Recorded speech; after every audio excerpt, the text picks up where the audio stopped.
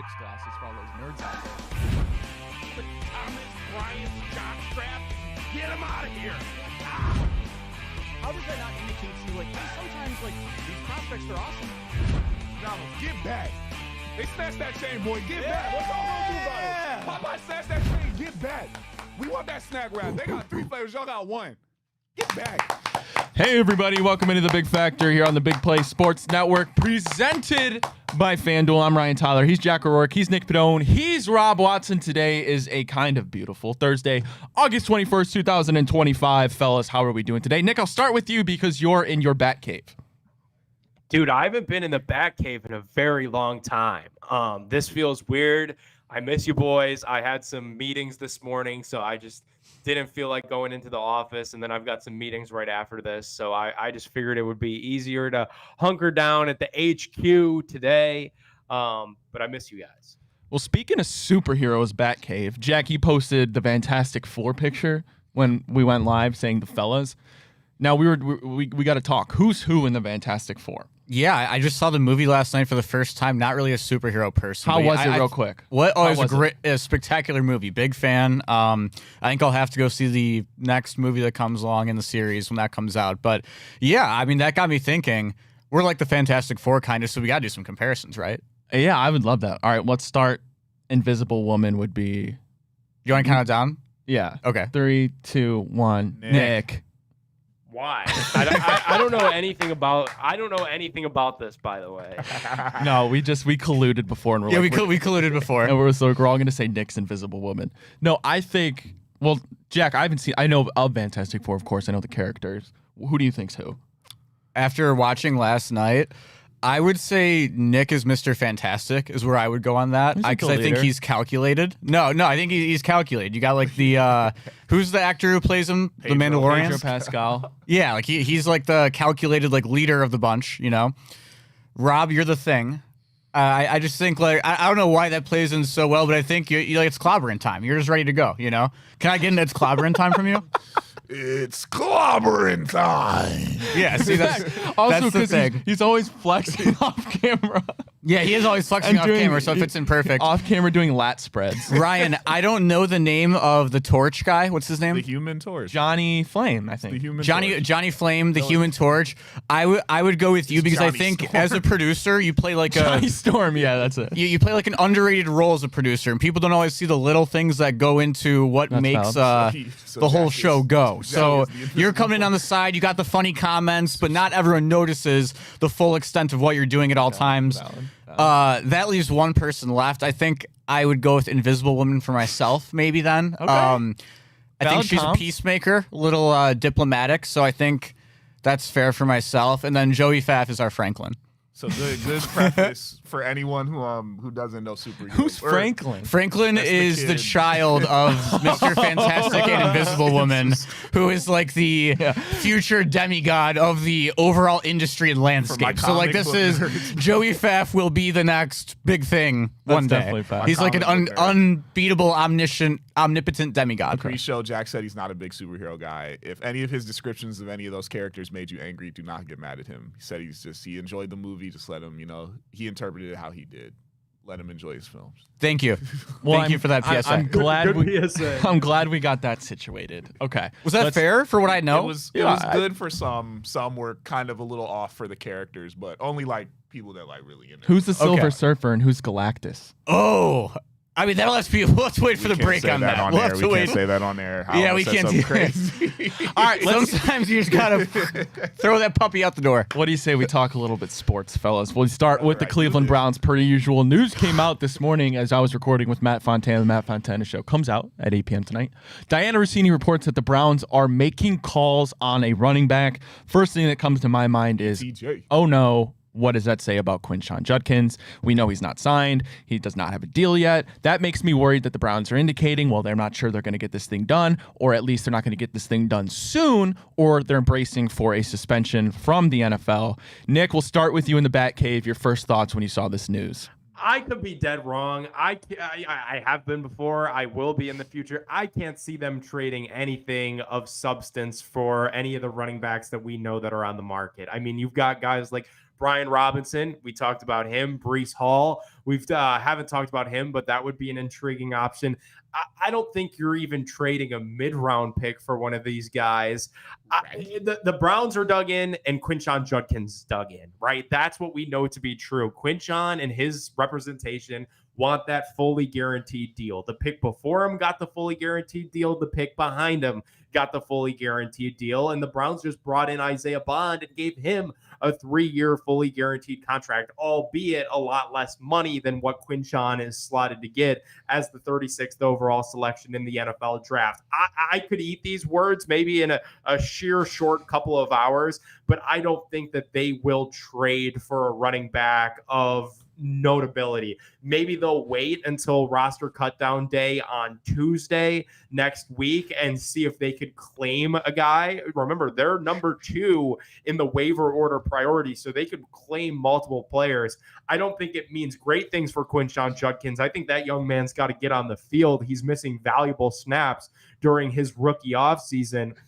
But at the same time, maybe it just goes to show that they're not in love with Jerome Ford, which we kind of knew when they drafted 2 running backs anyhow. So I think they just want a little bit of insurance. I can't see them bringing in a guy like Brian Robinson Jr. or Breece Hall right now, though. I think especially, too, with the limited amount of snaps that Dylan Sampson has seen in the first 2 preseason games, that's what makes it so interesting to me that we'd consider even like going out there and looking for something, because I've assumed that because of how little Dylan Sampson's been playing, that he factors to be, getting consistent carries, like at least like 6 to 8 a game probably from week 1. Brian Robinson Jr., welcome to this fam, man. You're going to be coming here soon. We're going to get you for cheap, probably like a 6-7 round pick, bro. Does he come with the big hats is what I want to know. Yeah, he comes with the big hats. He's going to come better, bro. We need to get him in studio in that big play big hat. That's right next to Jack. When he comes out, bro, we're going to have all that, bro. He's going to run for a crispy 4 yards a carry for a couple weeks, and then that'll be it for his year here. Jack, are you with that? You got to put on the big hat. If let me do a transition here. I can, bro. That's so big. Yes, look at compared size. Yeah, I can rock this. Oh, yeah. What do you mean by that? Let's do it. I make more money than you. I make more money than you. All right, guys, where do we stand on this with Quinshon Judkins? Of course, he wants his guarantees. I understand where the Cleveland Browns are coming from, especially if a suspension is indeed on the horizon. Nick, you mentioned the pick before him, the pick after him, get the fully guaranteed. Slated to make that second-round pick draft money. It's not necessarily asking you to pick sides here. But from Quinshon's point of view, where do you stand? And from the Cleveland Browns' point of view, where do you stand? No, this is fascinating to me, guys, right? Because I've said for years that if this, journalism media thing doesn't go my way, and it kind of seems like it is going my way, so maybe I don't have to worry about this. I minored in sport administration with the understanding that I was going to give this a decade's worth of a try. And if it didn't work out, my plan was to go back to law school and to take the bar exam and become a lawyer and then try to become a sports agent. So like this kind of stuff really does fascinate me. Like this is like trains to me. I see where Quinshon's agent is coming from. I really do. Like legally, nothing's gonna happen to the guy. And so he, in the legal standings, the court of law, the U.S. government, his standing as a citizen is the same as Carson Schwessinger at the 33rd overall pick. It's the same as the dude that was drafted behind him with the 37th pick. Like, legally speaking, he should command that same fully guarantee as the rest of those guys. However, with the Browns, like they're not going to want to take that risk. Like they kind of just lived through this risk with Deshaun Watson in the fully guaranteed deal. And they miscalculated that, right? Like they didn't think when they gave Deshaun $230 million fully guaranteed that the first year of that 5-year deal was going to be null and void because he was only going to be able to play 6 games. I'm not reading much into any of this, though. Like I really think they're going to find a way to get this deal done. I think you have to. You spent a second-round pick on a running back. That's a premium draft pick on a skill position player. I don't make much out of this. I think both sides are going to set aside whatever they're dug in on. And I think ultimately you got to get pen to paper on this thing. Here's the thing. Even if Quinshon is suspended for the 2 to 6 games that we've kind of discussed, like that's suspension without pay anyhow. So you're really just covering your bases on if he gets in trouble legally again, which trust me, I understand. I've covered this team that it's a possibility that exists and they want to cover themselves. But I think this is all just due diligence at a position of need while this Quinshon thing continues to play on. You know, I am worried. I'd be lying if I said I wasn't worried. I think the Browns have easily, maybe not easily, the worst running back room in the entire NFL. I mean, there's some teams that have right now, right now, like you look at the worst teams in the league, like the Saints are going to be, probably worse than us, but like, dude. But from they got Alvin Kamara, the running, we do not. Right, like the Jets, they have Breece Hall and Braylon Allen. We do not. I wonder. So do you think this more so them shopping for a running back? Is this them just in case of suspension? Or do you see this more of a move that could potentially be foreshadowing the Browns being concerned that they might not get a deal done in general? I think it's not even either of that. I don't think they're gonna go after like Breece Hall or Brian Robinson. Like I think they're gonna do their due diligence on those guys, and if they could steal them for the 6th round pick that you got for Jawan Briggs yesterday, then okay, sure, maybe you do that. I don't think it signals anything about a Quinshon suspension. And again, I could be wrong on that. I do think it speaks to their uncomfortability with the room. That's why they drafted two. They were uncomfortable with Jerome Ford being their lead back going into the season. That's why you spend the premier pick on Judkins and then you circle back in that 5th round and you take Dylan Sampson. I think this says less about Jerome Ford than it does Quinshon Judkins, if that makes sense. Yeah, I think that makes sense. Absolutely. All right, before we move on and talk about quarterbacks, because that's what we do here in Cleveland, guys. Browns' Myles Garrett was asked about, we just touch on this a little bit if you guys have any opinions, was basically asked about his umpteenth instance of speeding. He said, I'd honestly rather talk about football and this team, anything I'm doing off the field other than the back-to-school event I did the other day. I've answered this 2 different times. I'm going to need you to ask a different question so I can focus on this team and not you. You know, this headline you're trying to get out of these questions you're asking. Yeah, so I totally support Myles' like position in this. Sentences? Can I give like 2 sentences on this? You can give 3 if you want. No. This is really all I have.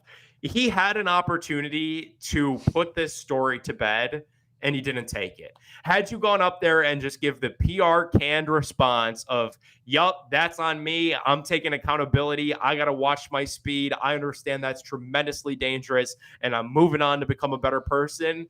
That's it. Myles talked about giving a headline. What's the headline there? Brown superstar defensive end takes accountability for speeding ticket.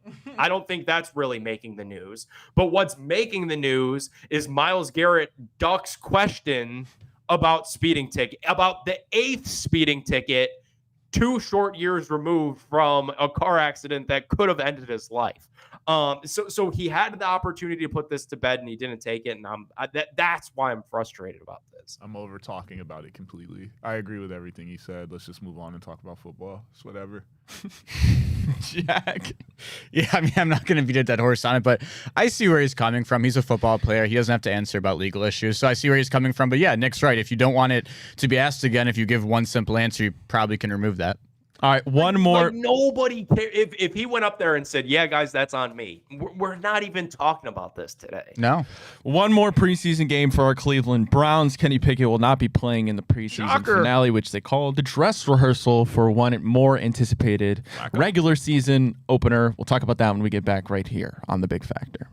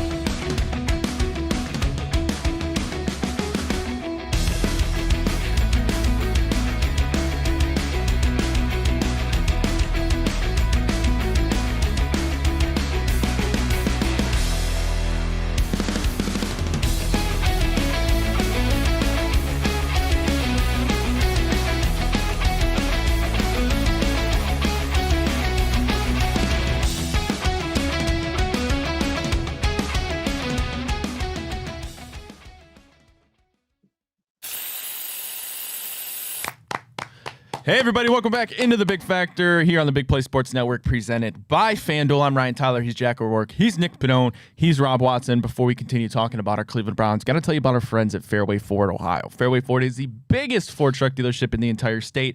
They have the largest selection of Ford F-150s and Super Duty trucks, and they won't be beat on price by any other Ford dealer. You see right there above me, Fairway Ford summer sale still going on, so there's never been a better time to make that short drive to Canfield, Ohio, and peruse over 500 vehicles in stock on their lot as I speak right now. Again, that short drive to Canfield can save you thousands of dollars on your new dream vehicle. Fairway Ford, the largest inventory of new Ford trucks, the lowest pricing, and same hometown level of service. Scan that QR code now or go give their website a visit, fairwayfordohio.com. Again, that's fairwayfordohio.com. Got the follow this morning from Fairway Ford's Black Label Instagram page, by the way. Felt pretty special about that. All right, guys, one more preseason game for our Cleveland Browns. The Rams coming to town to Cleveland before the regular season starts. Kenny Pickett not going to be playing in the final preseason game.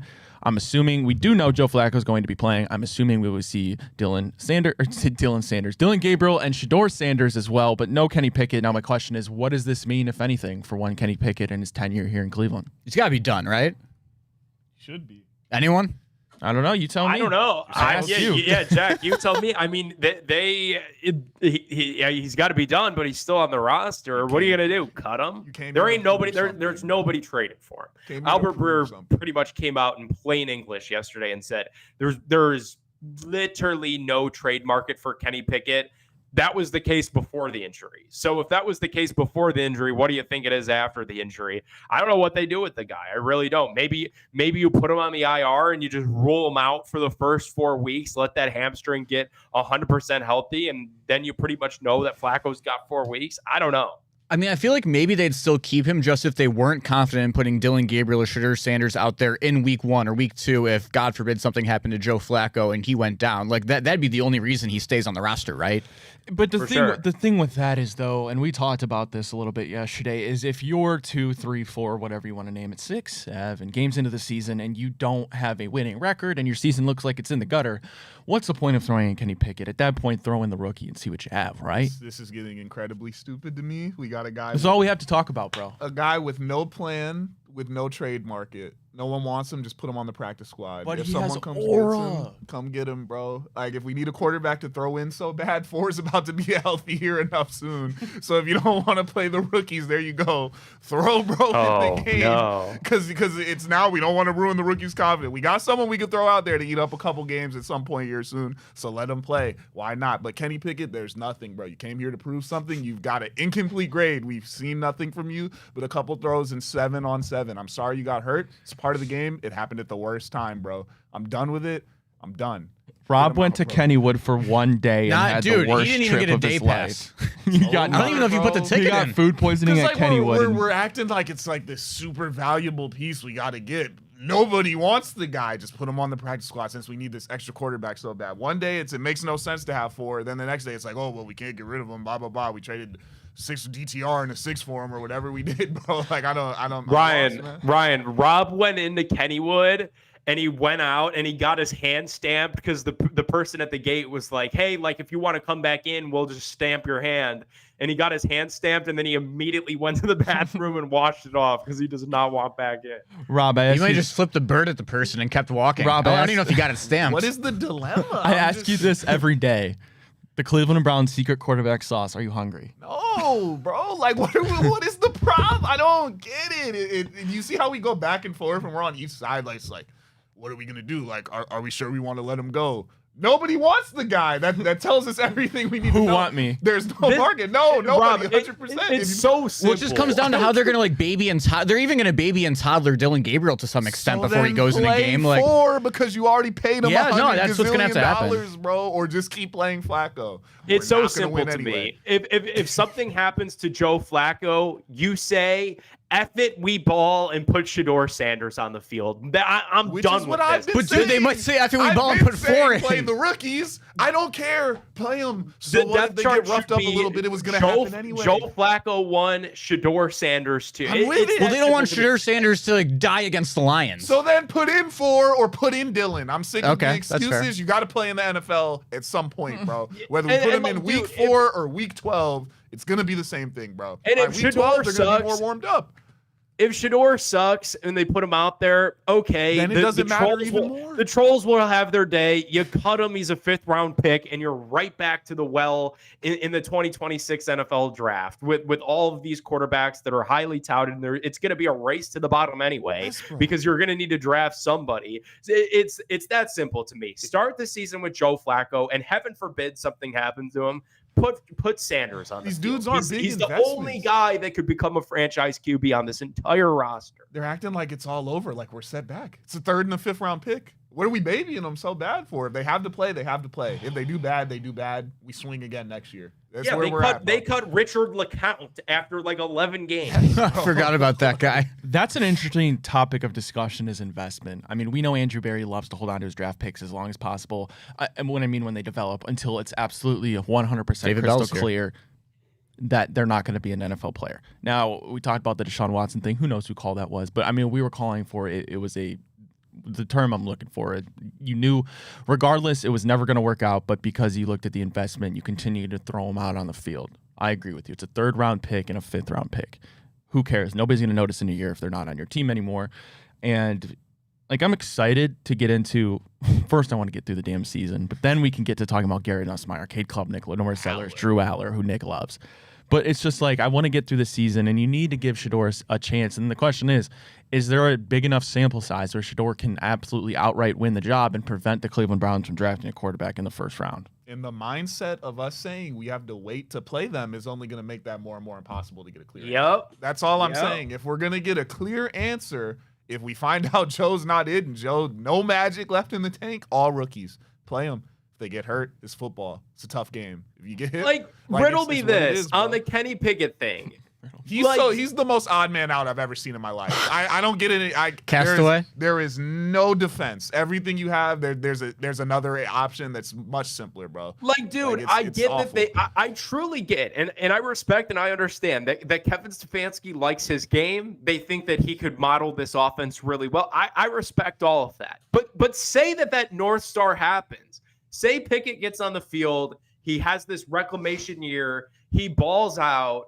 You're not giving him $20 million. You're letting him get audition tape to go play somewhere else. Who does he have dirt on? That's really all it is, bro. There's no upside. There is none. He just leaves. If he plays good, he leaves. He gets paid money elsewhere, and we're back in the same spot. We're not paying Kenny Pickett $100 million. Go look at what Sam Darnold just got. You're gonna really pay Kenny Pickett $100 million if he goes off? And that's assuming he goes off. That's assuming. That's a big if. That's actually almost an impossibility. It is like, and then he goes out and he plays mid or bad, and we're just wasting more time. Every throw that's not by a rookie this season is a waste of time. Is this an agreement? Like, can we acknowledge that? For the long term, 100%. Yes, it's a waste of time. We're getting nowhere with what it is right now at quarterback. Every throw that is not by a rookie is a waste of time because it extends the questions into next year when we could just be getting the new 1st round pick and then having questions about him and figuring out if he's the next guy. All right. Like, my nightmare scenario, like, say they put Shedeur out there for the last 4 and he plays well and they draft a QB in the 1st round anyway. And then we're going into next season with, is it going to be Shedeur Sanders week 1? Is it going to be Dylan Gabriel? Could it be Garrett Nussmeier week 1? That's the real question. That's the thing. No. This needs to be put to bed after this season. And we got them both on the roster next year. We got 2 sophomores that played okay, but we didn't see enough. And another new rookie because we didn't see enough, and now we had to draft someone because we were still the 1st or 2nd pick. That's the worst place we could be in. All right, we got to take a break. When we get back, I want to ask you guys one more things about the Browns, and then we'll flip over. I have no idea who Jake Paul is fighting. Tank Davis. You guys are gonna know who? No, you don't know. You have no idea how good Tank Davis is. I'm not hip. I had fully admitted I'm ignorant. Right, that's why you guys are here with me. We'll be right back on The Big Factor.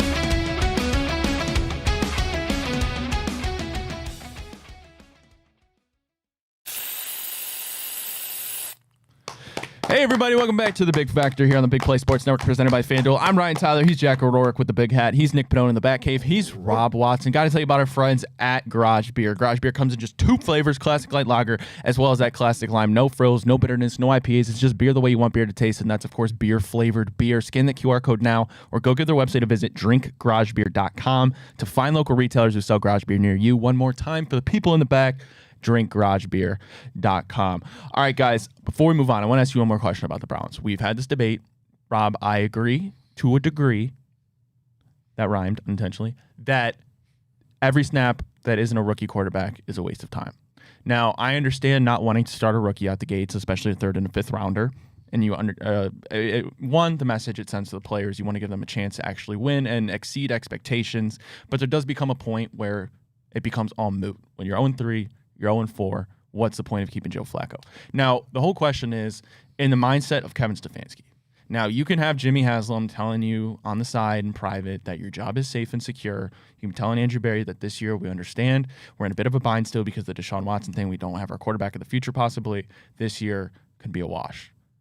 But that's one thing to say it. I don't think that's a thing penciled down or penned down in paper that makes it certain they keep their jobs. And I think that's where the disconnect between us as fans and them running the team. I think that's also why they're going to wait to put these rookies on the field as long as possible because, I mean, that's their bridge to being back next year. Because if you start out like shit and then both or one of the rookie quarterbacks come out and play terrible, then you're at the point where you're going, hey, new head coach, 1st overall pick, QB. Come on down, John Gruden. Right? Yeah, John Gruden, whoever. We're just totally resetting at that point. Like, their last lifeline pretty much is one of these rookie quarterbacks looking competent enough in their offense that they can like prove to Jimmy Haslam or whoever, hey, this offense works. We just need the right guy and who we're going to go draft now or keep going with these guys. He hit on the head what I was going to say. The big head? Your last hope is one of the rookies. If Joe is not it and it looks bad, the Kenny thing is just like, again, it's a bridge that'll get you nowhere. It leads to fuck Kenny There's no land at the end. You're walking straight into water. I would, if I'm him and I know, it looked bad with Flacco, that's not going to save my job. I need to get ready to coach my ass off with one of these rookies, make them look like a future that we got a good connection. So Mr. Jimmy looks at that and says, we need to keep him around. We got something here. Or maybe if they look just good enough or the offense is good that, we got the right thing, then we go get our guy next year. But if it looks bad with everyone, just shows that maybe your offense isn't working and it's time to go in a different direction. Same thing with Barry. If the talent looks bad on the field, with Barry, it's everything. So if the defense looks bad, the special teams keeps looking bad, and other stuff, and it's not just quarterback. Then it's like, now it's time to get a new talent evaluator in here. He can crunch numbers though. Yeah, like no, I don't care about your trades for Jawan Briggs netting into a 6. If whatever we did to get him in the first place, if the talent isn't being talent on the field, then it's over for him. And then maybe Stefanski could stay, but it's time to go after a new guy as a GM. That's an interesting debate because if one goes, does that mean the other automatically goes? No, of course they're not packaged. It's not like in contract that they need to be together. But I guess another question for you guys is, and I've said multiple times, I'm a big fan of Kevin Stefanski. There's issues, the penalties, the discipline. That's one thing that just has to stop, and that's ultimately on the head coach. I believe in the offense because I've seen it work. Now the question is, and we've had this debate before, is if the season goes awry, do you trust for one more year give Kevin Stefanski, the rookie quarterback of his choice, to run his system? Because if I'm not mistaken, I don't think he's really had a choice of who his quarterback is. He's had to deal with multiple options given to him. Do we trust in Kevin Stefanski if this season goes awry to give him one more year with the first round highly touted rookie quarterback that he hand chooses? I think it depends on how awry it goes too at the same time, because like you've seen it work to the point where Philip Walker can be a competitive quarterback to win a game against or PJ Walker. Philip Walker can go out and win a competitive game against the 49ers, but like Jack gave the government name. What? That's because Rob always calls him Philip. His mama named him Philip. That's his name, bro. But yeah, like I think if he proves that, he can win with anyone not named Deshaun Watson, I think he'd keep on ripping with it, right? Here's my thing, and this is kind of, we touched on this back when we were talking about basketball, and I talk about basketball coaches. This is a crazy comparison, but you got to walk with me here. I talked about how Doc Rivers is a great coach at making a bad situation watchable or sustainable, but he's not going to get you over that next hump. It's like JB, bro. It's very impressive that you could make Jacoby Brissett and PJ Walker look like competent quarterbacks. But when you have a talented quarterback, are you going to make them look like the best quarterback in the NFL? And he made Baker Mayfield look like a really good QB, but it's arguable to say he's playing now than he ever did here. He played very well here, but within structure. And the thing is, if Kevin is maybe just a guy that is a talent raiser, you know what I mean? He raises the floor, but he's not a higher ceiling guy. And that's a question I'll have to call into concern now. And I wish I would have got to see more of him getting to have his guy at quarterback to know. So I can't say whether I'm confident or not because I really just don't know. I think I do know I don't trust Andrew Berry's judgment to pick the quarterback. I think I do know that. But it would be the last hurrah if Stefanski makes another one and then that's another bad pick, and then everyone's gone. Do you guys not think they're tied at the hip, though? I think they both go at the same time regardless. I don't know. It's a fascinating proposition that I hope we never get to, but knowing how things go, I mean, that's why we're having this conversation here today. My patience with Kevin Stefanski is expiring a little bit faster than maybe like Ryan's per se. It's just, to me, it's who are you going to replace him with? But dude, here's the thing, right? Like everybody and people are right. He hasn't gotten to pick his quarterback. But he couldn't chase Baker Mayfield out of town soon enough. And he was wrong about that. He didn't believe that Baker could become a franchise QB, and he is now. And I get that Baker had to grow up and all that stuff is water under the bridge. It's Joe Flacco last year. As an organization, I don't care whose decision it was. You're the head coach. You're the leader of the team. They couldn't get rid of Joe Flacco fast enough. They didn't even give him an opportunity to return after that playoff run. So I've got my question. Like, he's had every opportunity to identify his guy. And truly, I think Dylan Gabriel might be a guy that he really likes. I think Kevin Stefanski really liked Dorian Thompson-Robinson. That's what I'm saying. They chose to play DTR. It was clear we were at least getting to see some of the talent do something with Winston on the field. Yep. Turnovers be damned. He was the best quarterback we had by far, and you still chose to play DTR. You willingly chose to do that. I do feel bad for the guy because he hasn't had the opportunity to coach like a Trevor Lawrence or even like an Anthony Richardson, like a highly touted prospect that he went out there and said, this is my guy. I'm identifying. I wanted him. But isn't that what this whole regime is built upon? Is groupthink and collaboration? That's their buzzword, not mine. I don't feel collaboration, and that everything that Andrew Berry and Paul DePodesta and Kevin Stefanski do, they're thought partners, right? Yeah, you guys are all signing on all this stuff together, maybe right? get them both out. You think like them and DePodesta have like little fucking beanbags like Google kind of that they sit around and drop game plans? The Browns' brain trust. And I don't feel there's no reason to feel bad for the guy. We talked about for years and we had one of the most talented rosters in the league, and you didn't get the job done. You didn't, and you helped to destroy it to a point where it's gone to now where we have one of the worst rosters in the league. So no, I don't feel bad for you that you haven't gotten the top pick. The roster was too good for us to have a top pick after we did for about 3 years in a row. So you didn't get a generational QB. You had more than enough though, way more than enough, and we couldn't be consistent. It's the bottom line, and the time's ticking on him. I'm running out of patience too. I think I've run out of more patience than Nick. I need to see results. I need to see something this year that's going to make me say you need to be the guy going forward, or else I'm not ashamed of saying clean house. We did it. It worked. We got to the playoffs twice. Getting to the playoffs twice isn't good enough. As dumb as it sounds, I think Kenny Pickett not playing in a preseason game might have broken you as a Cleveland Browns fan. It's getting there because if he goes out and he starts the game in like week 6, I'm going to be irate. He's gonna throw a miserable pick. I'll punch a wall. I won't even care if he plays good. It'll just be a waste if he plays good. I'll be cheering for him to play bad. Didn't Flacco also have like more touchdown passes in his like however many weeks stretch to end the season than Kenny Pickett did all year for the Steelers that year? Yes, I do believe Probably. so. I do believe so. Probably. Kenny had a season where it was like 7-7. DTR. We're gonna knock at the door here, Nick. It's the black SUVs.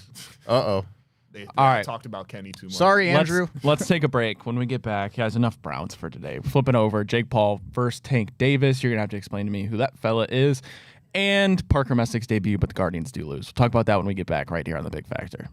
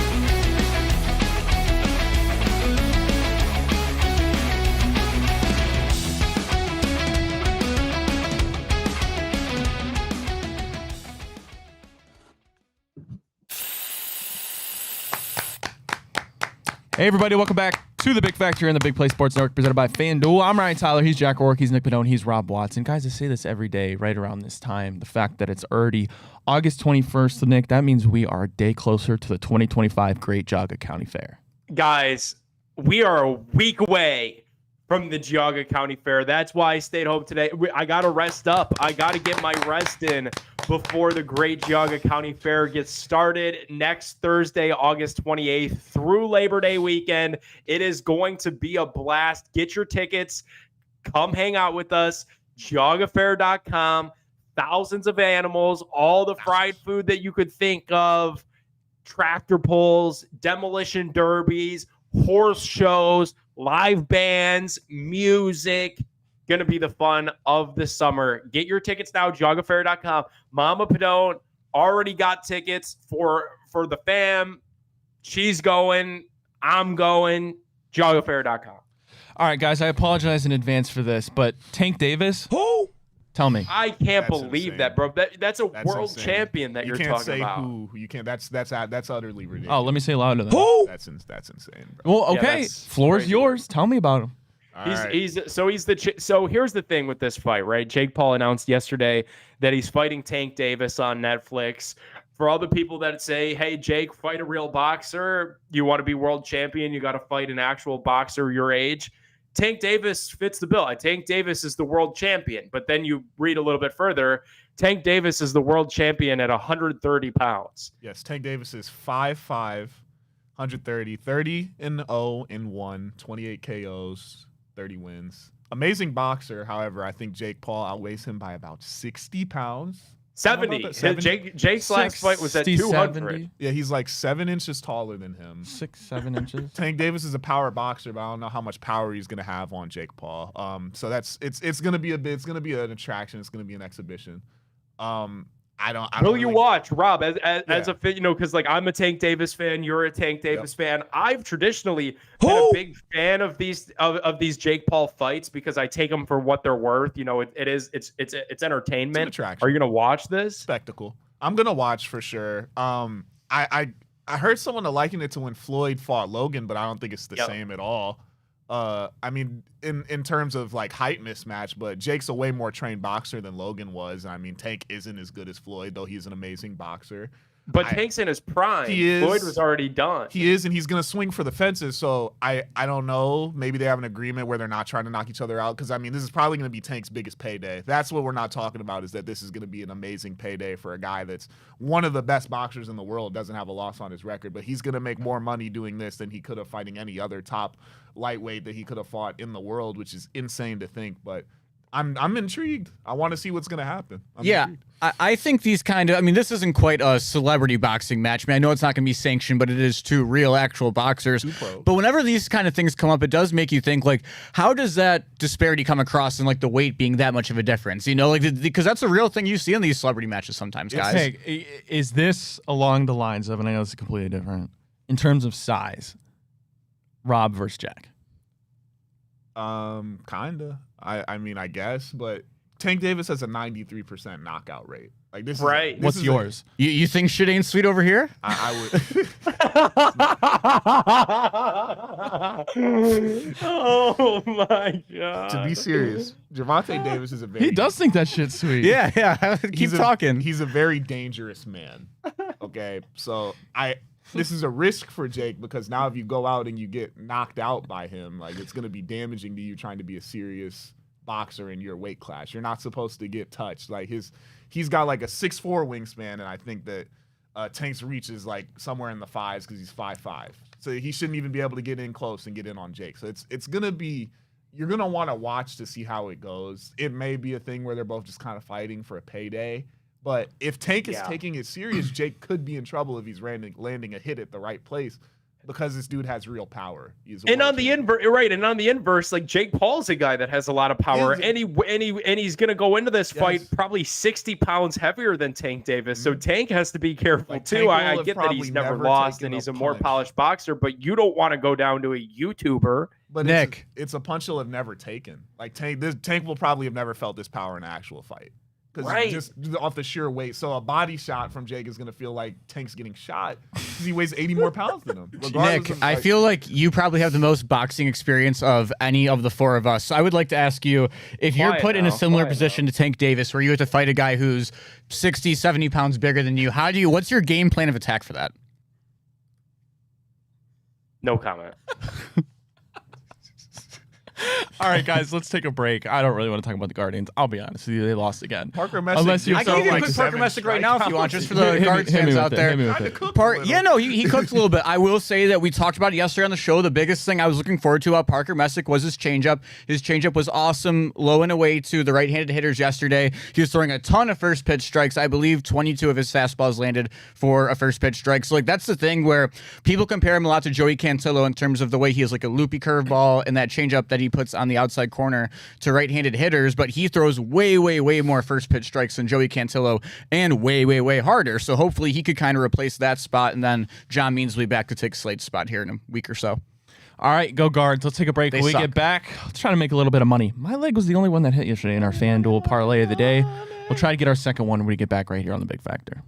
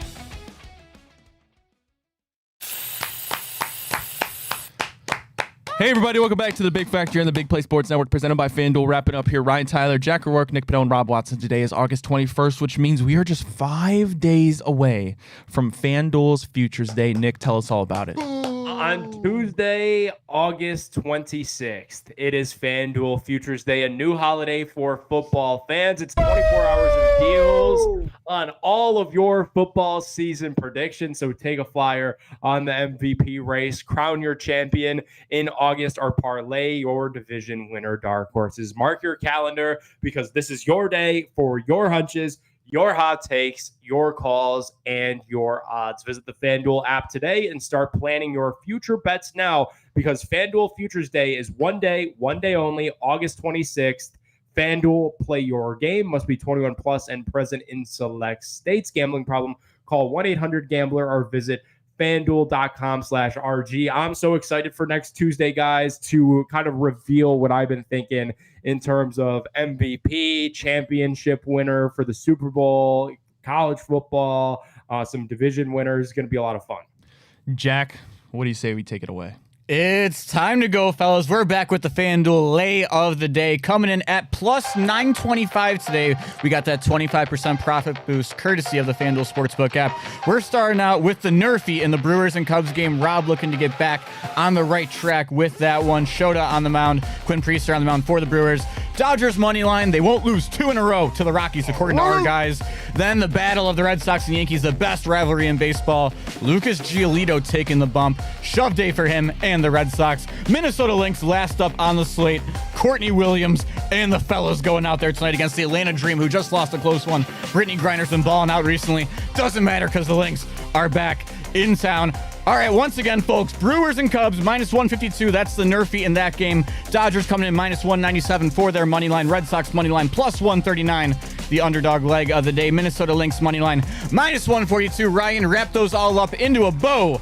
Plus 925. with the profit boost on the FanDuel Sportsbook app. Let's make a little bread, fellas. Appreciate everybody tuning into the Big Factory on the Big Play Sports Network, presented by, of course, our great friends at FanDuel. Shout out Fairway Ford, shout out Garage Beer, shout out the 2025 Great Geauga County Fair coming up soon. Go get your tickets, jaugafair.com. We'll be back tomorrow. Same people almost. Nick's in the back cave. He's got to take care of some shit in Gotham tomorrow. But me, Rob, and Jack will be back for a Big Factor Friday edition to get you headed into the weekend. Appreciate everybody once again, and we'll see you later.